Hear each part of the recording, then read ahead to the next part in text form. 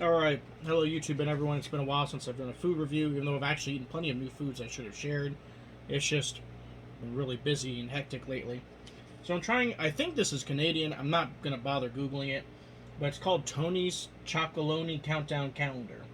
And I don't know, something about the font just makes it, just rings, well, Canadian to me.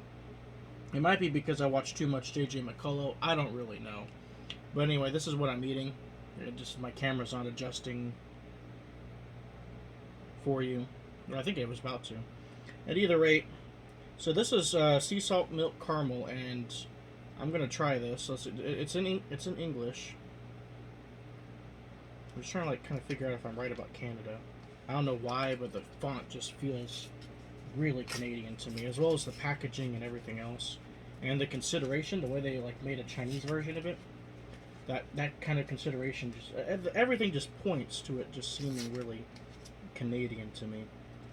But I don't know. It could be English for all I know. Anyway, so this is what the chocolate looks like.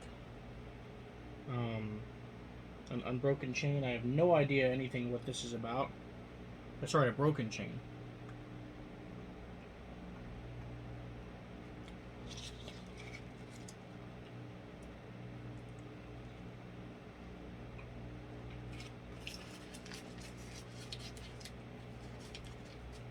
It's definitely really good. Mm. Actually, I really like this. I'm glad I bought this.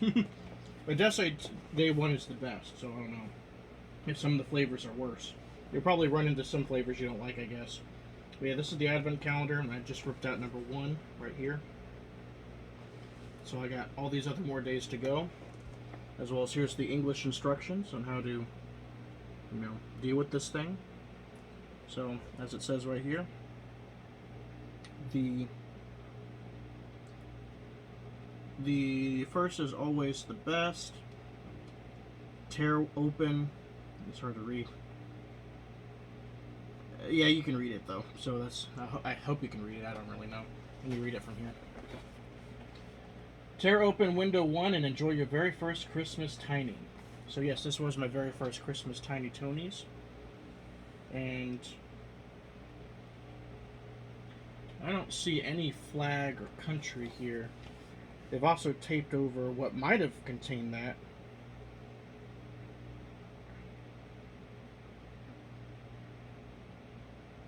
Oh, UK. So this is a UK snack. A lot of times the nutritional information gets taped over like it is here. So the address and everything I couldn't actually see until I looked at the back here. Yeah. So it looks like this is from the UK. It might have been imported through Canada, but that wouldn't make a difference in what I see and just presented to me. Also, here's the different flavors: milk chocolate almond honey nougat, milk chocolate hazelnut, dark chocolate, dark milk chocolate. I've never heard of that. That's interesting. Dark chocolate almond sea salt, dark milk pretzel toffee, white raspberry popping candy, white chocolate. And the one I had today. Yeah, these actually I'm probably gonna like them all. That looks really nice. I don't usually like the chocolates with the weird. To me, it's weird stuff. For most people, it's pretty normal, I guess. Like the strawberry and all the other deep flavors. I'm pretty simple. If I want chocolate, I just want chocolate. All this other stuff that they put in there, that's fine. You can put that stuff inside. But when you start putting fruit flavored stuff and whatever in it, it has to be in its own by itself meal for me. Otherwise, I'm just not down for it. I don't want a cherry, one of those dessert cherries or whatever they're called. Machinima cherries, whatever they're called. Machinima, and that they've been socially irrelevant for a decade now. Well, almost a decade. Anyway, as far as I would know. So, yeah, the whatever cherries, I don't like them anyway, but I especially don't like that or the other fruity syrupy stuff inside the chocolate. Yeah, it's for me. It's just chocolate's good as it is, and if you're gonna put stuff in it, mixing it with caramel. I say both. The a little bit of sprinkle of salt in it, peanut butter because I'm American. That kind of stuff. It's all good for me.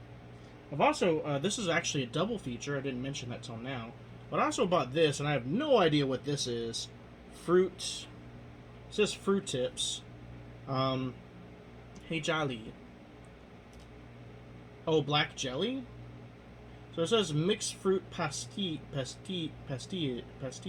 I don't know if that was French or if that's Spanish. I have no idea what country. Oh, this is probably Quebec. There's a lot of French. I see the French now. It could be France or it could be from Quebec. I'm not really sure. Or at least coming imported from there. I don't know exactly anything about this. But supposedly it's vegan. It's supposed to be, it says on the labeling that it's completely vegan, which I don't personally care about. I only care about taste. But that is a plus. Just not a fundamental. Actually, this is really good. Like, this feels guilt-free. Like, I love my American gummy stuff.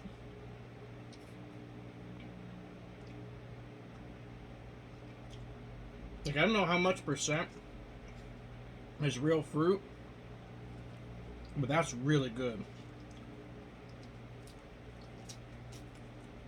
Like, it says in Chinese here, it says it contains. I don't know if you can adjust the camera or full adjust. It says contains real fruit, but that doesn't specify an amount, a percentage. It could be like anything. But either way,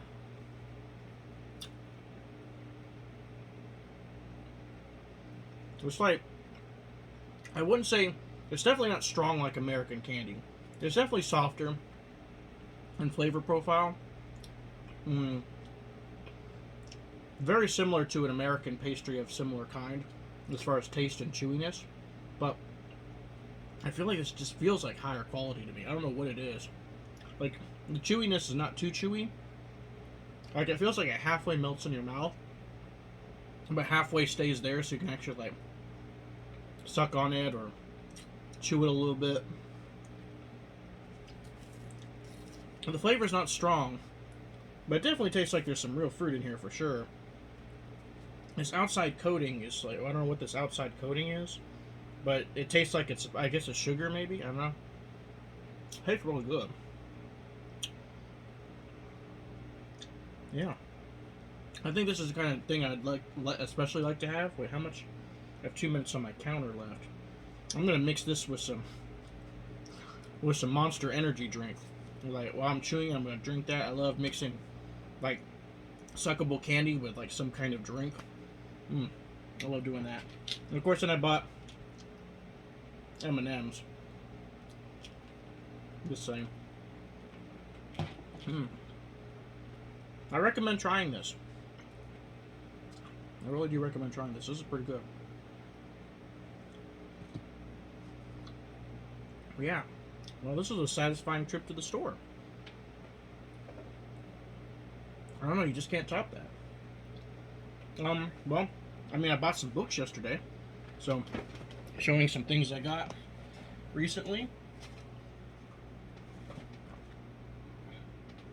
I bought another book, but it's just like a drawing anime kind of book, and, well, I don't want to look like a total weeaboo or whatever. But, books I like, these are some magazines I like reading. So this is, I believe, from Japan, or at least usually about Japan. So this is Defense International Monthly. SDF is the Japanese forces, as you can see on the flag. This is an advertisement on the back for the new movie that's coming out tomorrow. Looks really good.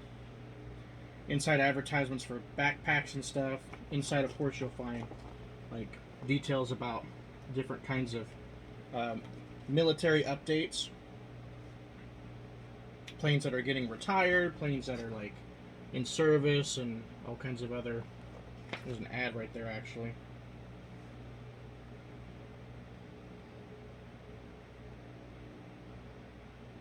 Yeah. So I guess this is German. Braunschweig. I speak German all. Braunschweig class Corvette. I am guessing that looks distinctly German. Oh, it looks like my timer's up for the monster I put in the freezer. So it looks like it says Swiss. Reikachi. Yeah, I don't know. I don't know what the country this is exactly. Yeah, I'm just trying to find another. So I guess here's some maps and some numbers. So let's see if I can get that on the camera a little bit. Yeah. So yeah, I like reading these kind of magazines. There's another one that's actually even better. Well, actually really just as good, called Asia Pacific Monthly, or Asia Pacific Defense. This one reads like an actual East Asian book, so you actually have to go from right to left. And this one usually contains more about the Taiwan-China situation. So it gets right to the point from the beginning, after, of course, advertisements like most magazines have, and it starts talking about Taiwan's increased drone defense and missile defense. And since Taiwan's an island, they've been focusing a lot more, just like with Ukraine, a lot more on missile technology, as well as a lot more on drone technology. And said that they've decided to cut down on the kinds of tanks that they have as of late, and focus a lot more on just drones and asymmetrical warfare kind of stuff with a modern twist.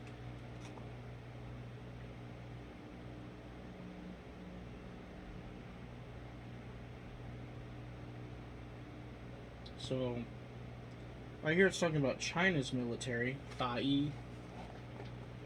However, I have no idea why it says Jew. I thought that would have been like Pearl Harbor or something, but I don't know what the Pearl Navy is all about. What's the Pearl Navy? So yeah, then it also talks about this month's edition is going to wrap up like what happened with Xi Jinping, the United States, and China's military beef ups.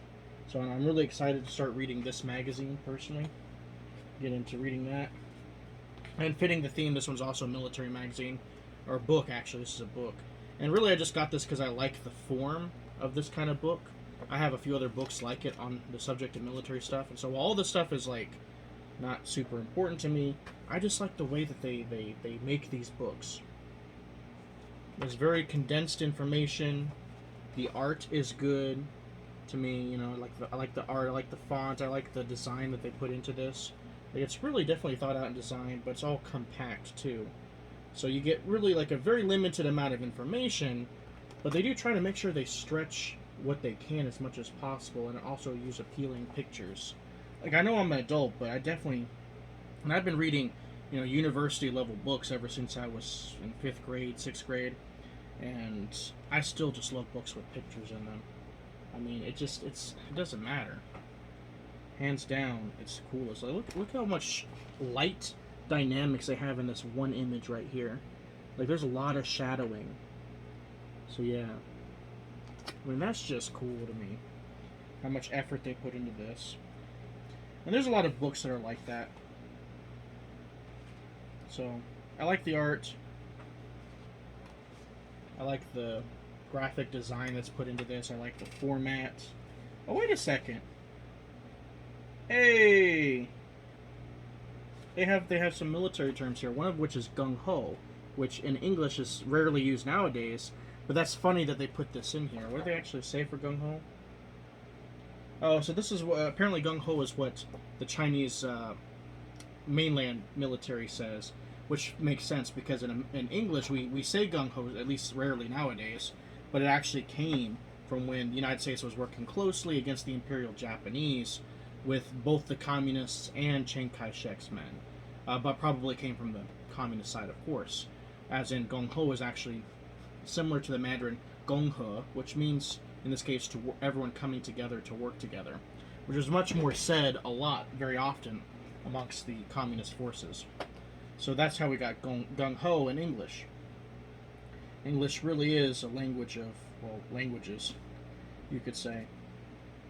So yeah, I have more books like these, one on actual military weaponry, another one that's not exactly the same, but I also like about, actually I got it for Christmas from somebody, about military, sniper, like how to take care of your rifle, how to shoot, all this other stuff. Entire guidebook to being, a good rifle shooter, like long range rifle shooter, which I think is really cool. I need to actually read it, but yeah. So yeah, so that's just some of the snacks and books I've got recently. Nothing all too important, but just a little bit of my life right now. Anyway, I gotta go ahead and do some of my number theory, or at least begin my number theory homework. I've learned very much that if I want to finish by next Wednesday, I need to start the Thursday before. So anyway, Jordan Reed signing out.